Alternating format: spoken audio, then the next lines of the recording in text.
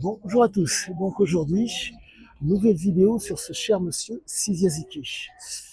Donc aujourd'hui, je voulais vous parler donc de la capacité de cet homme à ne rien préparer pour pouvoir être d'autant plus opérationnel par rapport à une inconnue. Cet adepte du succès et du grandiose à la marge appréciait de ne rien préparer pour pouvoir vivre pleinement les choses. Et je commence à comprendre d'autant plus le pourquoi du comment.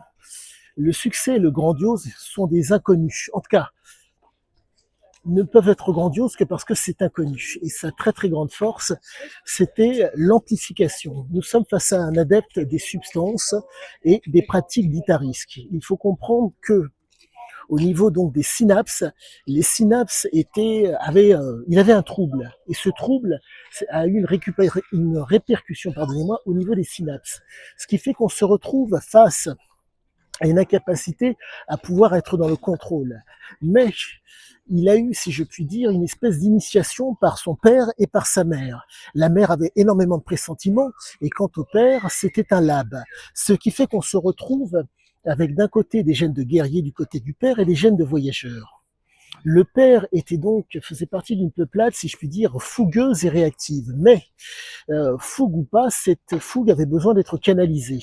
Les labs en Albanie ont en tout cas les Albanais, mais les labs, je pense, doivent utiliser de façon assez fréquente ce code coutumier qui s'appelle le Qanun.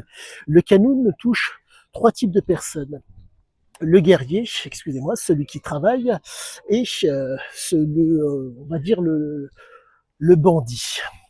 Et force est de constater que Sizia a fait le choix d'être un hors-la-loi, un homme sur lequel on n'assoit pas d'autorité.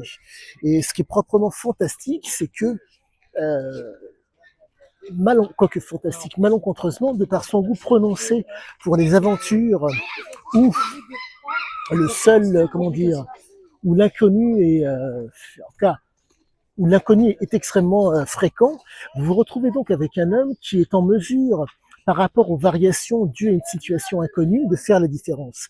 La raison est très simple. Ceux qui sont sous substance ou qui ont, comme c'était son cas, un trouble, se retrouvent avec des dysphories. La dysphorie, soit vous êtes à l'équilibre au niveau, entre guillemets, de la dopamine, donc de l'humeur, soit vous êtes dans un état dépressif, ou soit vous êtes hyperstimulé. Mais la particularité de cet homme, c'est qu'il avait compris, si je puis dire, son fonctionnement. Son fonctionnement se passait généralement par rapport à des situations dites inconnues où il était en mesure de commander. Ses compétences et, si je puis dire, ses qualités était néfaste. Il faut comprendre que l'homme ne s'appuyait pas sur ce qui est bon, mais sur ce qui est interdit. C'est le petit détail qui fait la différence. Vous avez, si je puis dire, le bon, le mauvais et l'interdit. Mais dans son cas, cet interdit lui était favorable. Pourquoi? Car la fameuse dysphorie, lorsque la dysphorie, entre guillemets, était, en tout cas, lorsque l'état, si je puis dire, d'amplification se présentait, il était en mesure de faire la différence par rapport à d'autres. Comprenez que c'est un adepte de l'amplification. Qu'est-ce que j'entends par amplification? Vous avez donc euh, des récepteurs au niveau du corps, au niveau du cerveau et au niveau de l'aire tegmentale ventrale. Ces récepteurs au niveau de l'aire tegmentale ventrale fait qu'il y a amplification. Et la situation dite inconnue est une situation où justement l'aire tegmentale ventrale et la substance noire sont entre guillemets sollicités pour cette fameuse amplification. Ce qui fait que dans son cas, cet élément inconnu était pourvoyeur de plaisir, voire de désir. Nous sommes face à un adepte de l'interdit. Nous sommes face à un adepte, si je puis dire, comment dire, ce n'est pas du vice, mais d'une certaine façon, oui, c'est du vice. Car il faut comprendre qu'il utilise de façon fréquente si je puis dire, le stratagème de l'alter ego, un alter ego. J'en reviens donc à ces différents alter ego qu'il a utilisés pour l'écriture de Sarah. Dans Sarah, il se fait appeler Juan Carlos. Juan Carlos qui était à l'époque le roi du Maroc. Deuxième alter ego, Siziaziki. C'est le nom du fils décédé en bas âge.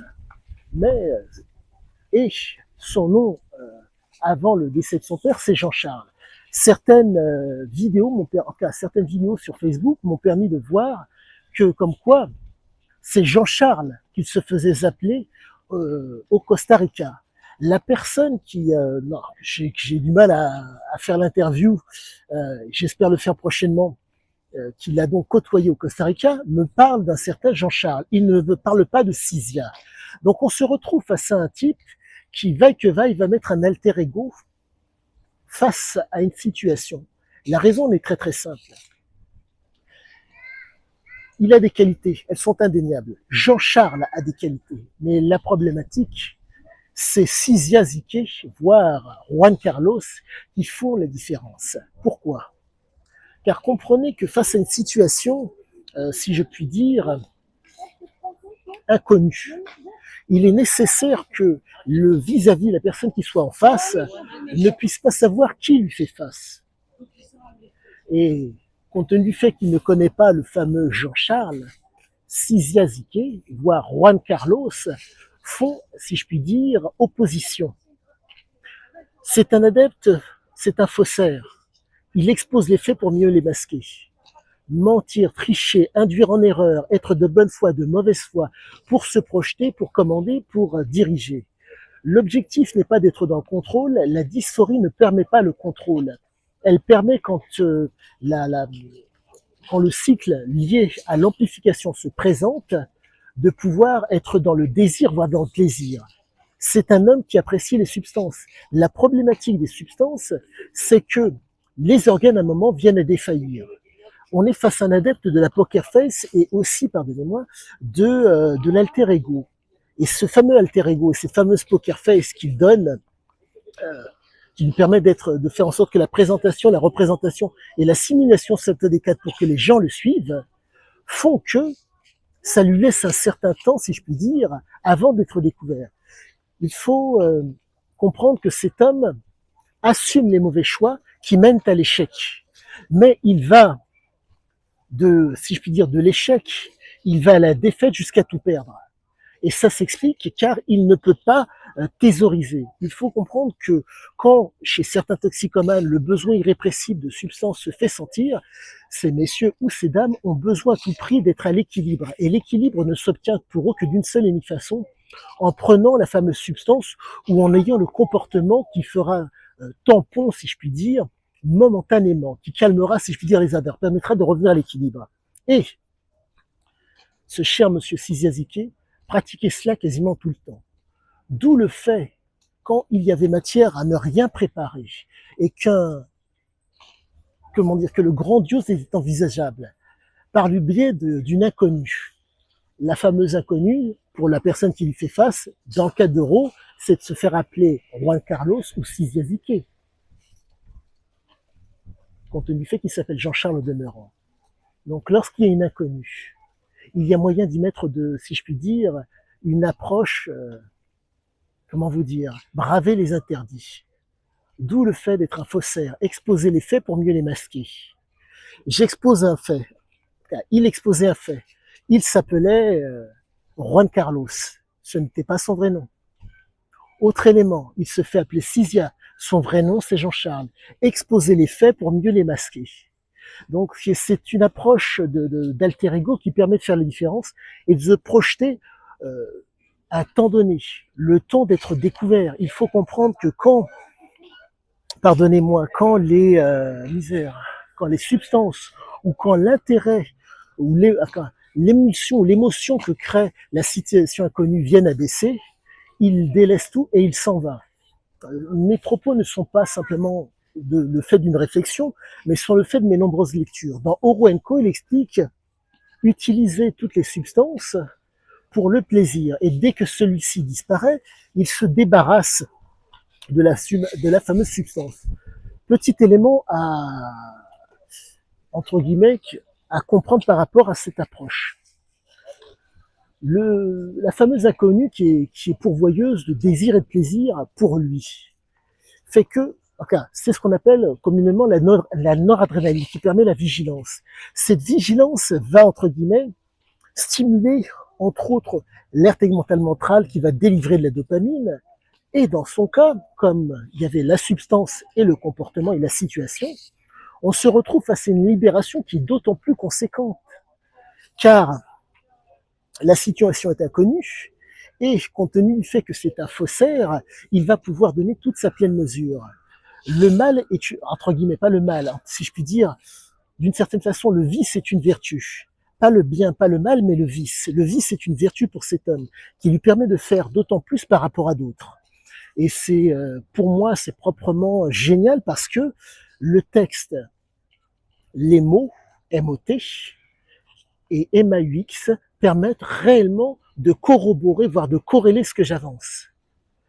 Il a tout laissé noir sur blanc, mais il faut pouvoir, si je puis dire, les voir. Lire et voir et comprendre, ce n'est pas donné à tout le monde. Comprenez que mon acuité est due au fait que je m'intéresse aux toxicomanes, je m'intéresse aux hors-la-loi, je m'intéresse, entre guillemets, on va dire aux bandits. Donc quand vous avez des gens comme ça qui vous expliquent, si je puis dire, la mécanique, ce qui amorce leur engouement à vouloir agir, et que je fais un parallèle avec Ziké, ça se tient énormément. Et pour en revenir, pardonnez-moi, à la fameuse courbe de Gauss, qui donc, la courbe de Gauss commence, entre guillemets, par une erreur. À la suite de ça, il y a un échec, une réalisation possible, une amplification, et à la suite de ça, si la personne ne stabilise pas, ce qui est impossible malheureusement lorsqu'on est atteint des dysphories, il y a donc défaite, et à la suite, il y a le fait de tout perdre. Eh bien, ces fameuses courbes de Gauss, pour moi, est vraiment symptomatique de Ziké.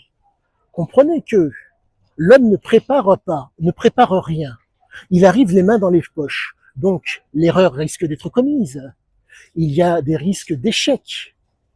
Une réalisation, une réussite est envisageable. Et derrière, compte tenu du fait que l'effet amplificatoire, le plaisir ou le désir qu'il a durant, en essayant de tirer le maximum de plaisir de cette situation, fait qu'à un moment donné, il y a, si je puis dire, même pas, il y a la défaite, et à la suite de ça, il perd tout. Il ne peut en aucun cas thésauriser. L'homme est absolument normal. Et vraiment, il a laissé noir sur blanc son inconscient. Je dis bien son inconscient et non sa conscience.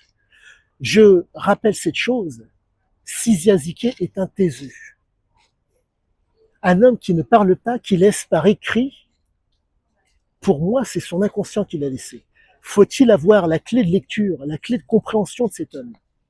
Un voyou va pouvoir, si je puis dire, un voyou comment dire, ça va peut-être être une évidence pour un voyou, et encore, pour un faussaire, ça serait une évidence. Pour un manipulateur, ça serait une évidence. Mais pour ça, il vous faut avoir ce fameux ressort, le ressort, si je puis dire, du vice. Si le ressort du vice n'est pas présent, les mots ne font pas sens. N'étant pas dans la voyoucratie, n'étant pas dans le vice, je ne peux, pardonnez-moi, en tout cas, je peux essayer de comprendre et je peux essayer de voir. Et c'est ça qui est proprement hallucinant, parce quoi que hallucinant. C'est ça qui, pour moi, est très très intéressant, parce que cela vous donne une grille de lecture par rapport aux gens qui vous font face. Vous avez des gens qui sont des adeptes de la poker face et qui sont dans le vice. Mais bon, excusez-moi, petite digression, je partais à droite et à gauche. Mais pour en venir à ce fameux Ziké, j'en ai presque perdu le fil, pardonnez-moi. Mais voilà, quoi. Je pense avoir donné le plus gros de mon explication sur cette fameuse courbe de Gauss qui vraiment explique le comportement de Sizia Ziké dans ses aventures et le pourquoi du comment.